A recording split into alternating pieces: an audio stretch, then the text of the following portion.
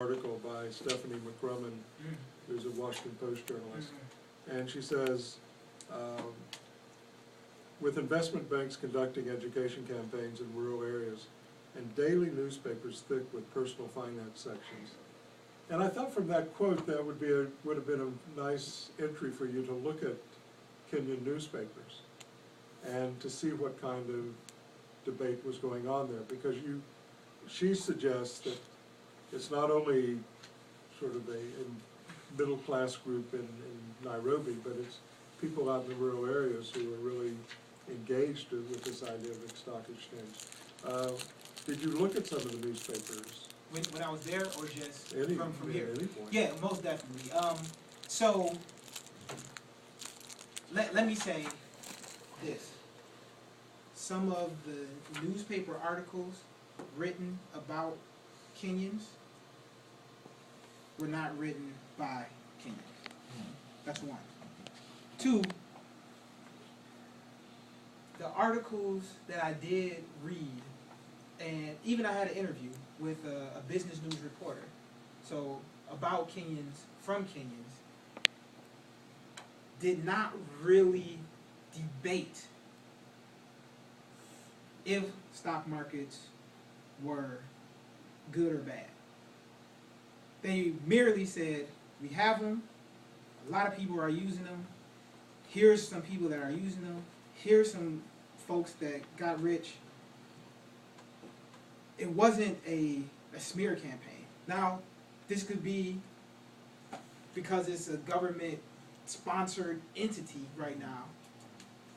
Maybe none of those articles are reaching the scene, but it was all on the positive side. But you're saying there did not seem to be this engagement in the newspapers by Kenyans themselves? No. The only engagement, let's say, so from the interview that I had with the actual Kenyan Business Daily reporter, Business Daily, right?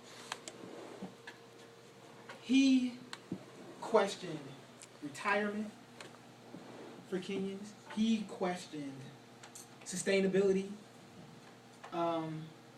He questioned if the stock market is really doing what it's supposed to be doing, or is it like a lottery system? Him, one-on-one.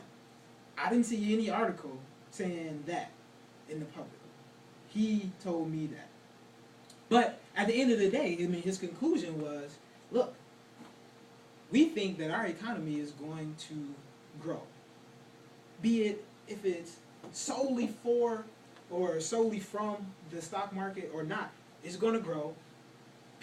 There are some people who are actually making money from the stock market. I'm not sure what they're going to do when we retire. The likelihood is that they'll have their kids taking care of them.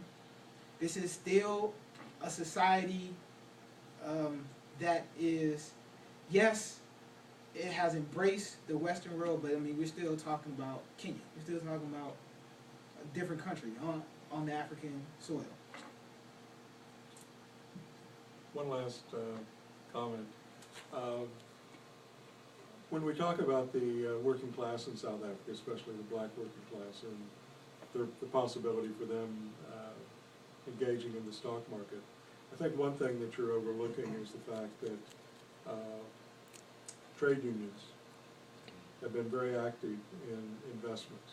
It may seem a contradiction that a trade union would be taking advantage, but they're doing it, and they're doing quite well at it. So a lot of these trade unions have investment arms.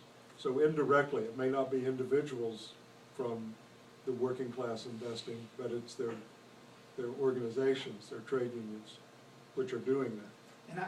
And that's a study in itself. It is, but I think I tried as best as I could to bring that to the forefront when I talked about those South Africans who invest proactively and those who invest passively.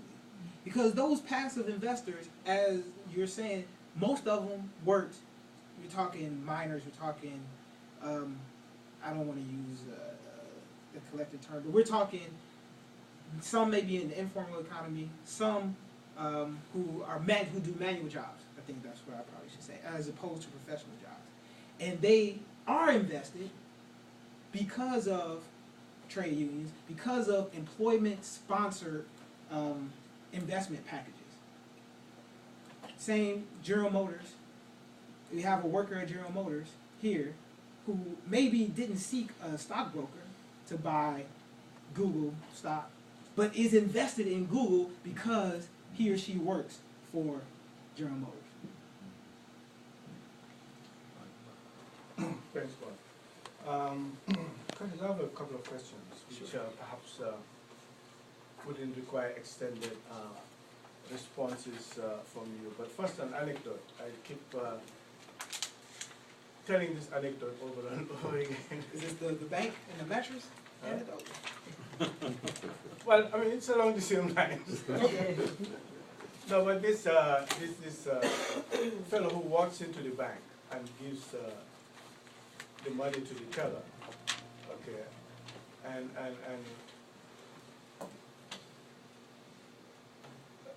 steps back. Somebody else comes in, writes a check, and he takes the same stash of money that the guy just deposited there and gives it to this other fellow here. So the man gets really, really confused and goes back to this teller and asks him, "Did you just give that guy the money that I just gave you?" So I mean, he was very, very confused. No, I asked this to I mean, I bring this anecdote to look at this issue of knowledge about investing that you talk about in your piece here. Knowledge and also confidence and trust, right? Especially on the part of people who perhaps are outside of that system formally. And this is related to the issue that Dr. Edgar just raised in terms of this piece in the Washington Post by McCormick. Now, in one of your recommendations, you state that you would like to see more education, sort of public education, geared towards raising the consciousness or levels of understanding to the nature of the market and the importance of the market and so on and so forth.